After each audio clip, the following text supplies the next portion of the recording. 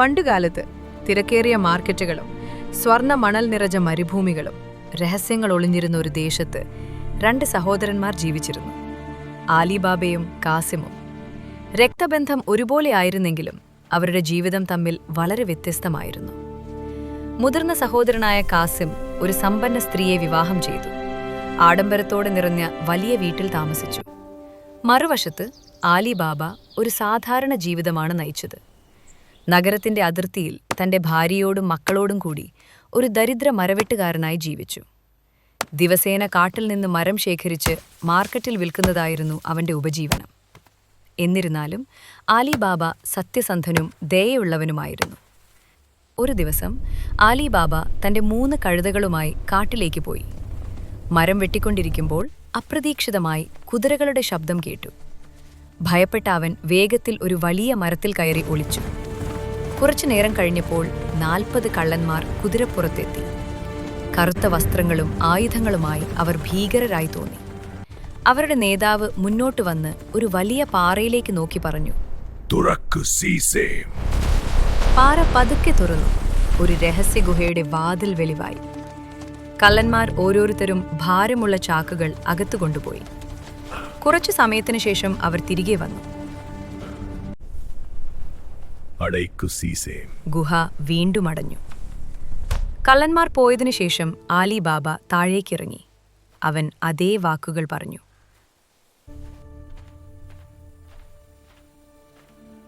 തുറക്കു സീസേം.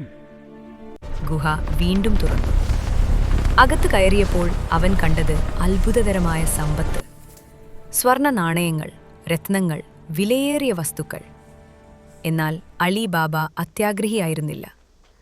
അവൻ തന്റെ കുടുംബത്തിന് മതിയാവുന്നത്ര സ്വർണം മാത്രമെടുത്ത് വീട്ടിലേക്ക് മടങ്ങി. വീട്ടിലെത്തിയപ്പോൾ അവനത് ഭാര്യയെ കാണിച്ചു. അവൾ അത്ഭുതപ്പെട്ടു.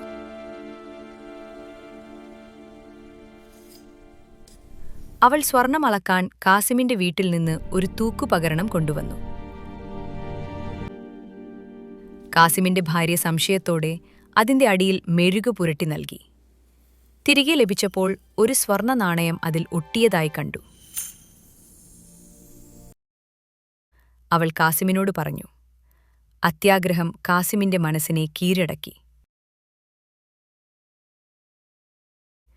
അവൻ അലിബാബയോട് എല്ലാം ചോദിച്ചു. അവസാനം അലിബാബ രഹസ്യം പറഞ്ഞു.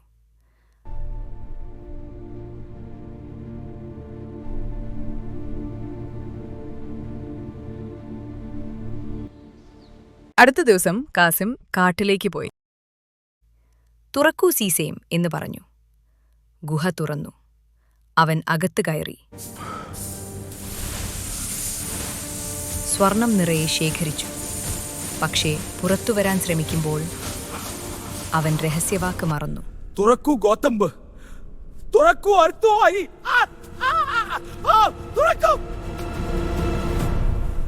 പക്ഷേ ഗുഹ തുറന്നില്ല. അവൻ ഭയന്ന് വിറച്ചു. കള്ളന്മാർ തിരിച്ചെത്തി.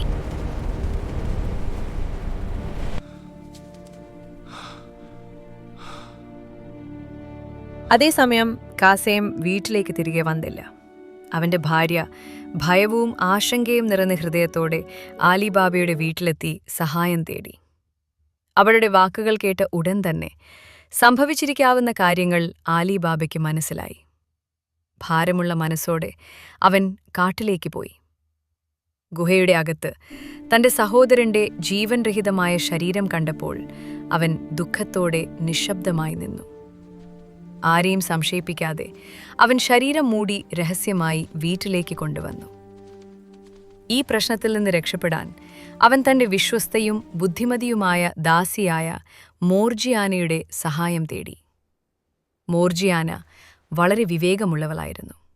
അവൾ വേഗത്തിൽ ഒരു പദ്ധതി ആലോചിച്ചു. കാസേം ഒരു സാധാരണ രോഗം മൂലം മരിച്ചതായി എല്ലാവർക്കും തോന്നിക്കുന്ന രീതിയിൽ അവൾ കാര്യങ്ങൾ ക്രമപ്പെടുത്തി. അവൾ പലതവണ ഒരു വൈദ്യനെ വിളിച്ചു വരുത്തി. കാസേം ഗുരുതരമായി രോഗബാധിതനായി മരിച്ചതായി എല്ലാവരെയും വിശ്വസിപ്പിച്ചു. രാത്രിയിൽ ഒരു ചെരുപ്പുകുത്തിയെ കണ്ണുകെട്ടിക്കൊണ്ടുവന്ന് ശരീരം തുന്നിച്ചു. പിന്നീട് ശവസംസ്കാരവും സാധാരണ രീതിയിൽ നടത്താൻ അവൾ എല്ലാ ക്രമീകരണങ്ങളും ചെയ്തു. ഗ്രാമത്തിലെ ആളുകൾക്ക് ഒന്നും സംശയം തോന്നിയില്ല. എന്നാൽ അപകടം ഇതോടെ അവസാനിച്ചില്ല. കള്ളന്മാർ പിന്നീട് ഗുഹയിലെത്തിയപ്പോൾ കാസിമിന്റെ ശരീരം കണ്ടില്ല. അതോടെ അവരുടെ രഹസ്യം മറ്റൊരാൾക്കറിയാമെന്ന് അവർ മനസ്സിലാക്കി. മറ്റൊരാൾ നമ്മുടെ രഹസ്യം അറിഞ്ഞിരിക്കുന്നു. അവനെ കണ്ടെത്തണം. അവനൊരു സാധാരണ വ്യാപാരിയായി വേഷം മാറി ആരും സംശയിക്കാത്ത വിധം ആളുകളോട് സംസാരിച്ചു. അങ്ങനെ ചോദിച്ചറിയുന്നതിനിടെ അവനൊരു ചെരിപ്പു കുത്തുകാരനെ കണ്ടു. ഇവർ എന്തെങ്കിലും വിചിത്രമായ കാര്യം സംഭവിച്ചിട്ടുണ്ടോ എന്ന് ചോദിച്ചു. ആ മനുഷ്യൻ ആദ്യം മടിച്ചു. പക്ഷേ കുറച്ച് സ്വർണം കാണിച്ചപ്പോൾ അവൻ മിണ്ടാൻ തുടങ്ങി. അങ്ങനെ കള്ളൻ ആലിബാബയുടെ വീട് കണ്ടെത്തി. കള്ളൻ ആലിബാബയുടെ വീട്ടിൽ ഒരു അടയാളം വെച്ചു. പക്ഷേ അത് മോർജിയാന ശ്രദ്ധിച്ചു.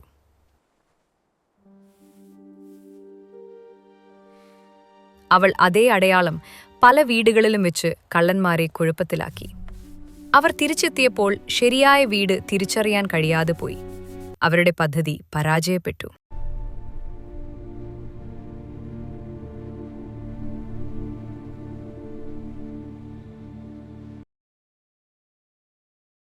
ഇതിനുശേഷം കള്ളന്മാരുടെ നേതാവ് കൂടുതൽ ചാതുര്യത്തോടെ ഒരു പുതിയ പദ്ധതി ആസൂത്രണം ചെയ്തു.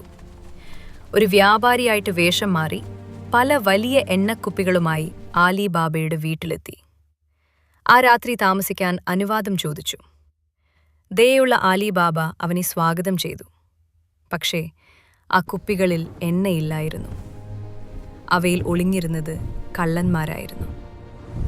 ആ രാത്രി മോർജിയാന ഈ രഹസ്യം കണ്ടെത്തി. ഒരു നിമിഷം പോലും വൈകാതെ അവൾ തിളച്ച എണ്ണയെടുത്ത് ഓരോ കുപ്പിയിലേക്കും ഒഴിച്ചു. ഒളിഞ്ഞിരുന്ന കള്ളന്മാരെ ഇല്ലാതാക്കി.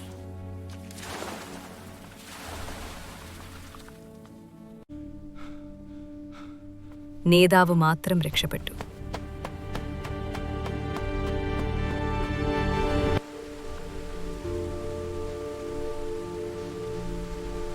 ഇതുകൊണ്ടും അവൻ നിർത്തിയില്ല. വീണ്ടും ഒരു സൗഹൃദ വ്യാപാരിയായിട്ട് അവൻ തിരികെ വന്നു. ആലിബാബയുടെ വിശ്വാസം നേടിയ അവൻ വീട്ടിൽ ഭക്ഷണത്തിന് ക്ഷണിക്കപ്പെട്ടു. പക്ഷേ മോർജിയാന അവനെ തിരിച്ചറിഞ്ഞു. ആ രാത്രി അതിഥികളെ രസിപ്പിക്കാൻ അവളൊരു നൃത്തം അവതരിപ്പിച്ചു. നൃത്തത്തിനിടയിൽ അവളൊരു കത്തിയെടുത്ത് കള്ളന്മാരുടെ നേതാവിനെ ആക്രമിച്ചു. അവൻ എന്തെങ്കിലും ചെയ്യുന്നതിനു മുൻപ് തന്നെ അവന്റെ കഥ അവസാനിച്ചു. ആദ്യത്തിൽ ആലിബാബ ഞെട്ടിപ്പോയി. പക്ഷേ മോർജിയാന എല്ലാം വിശദീകരിച്ചു.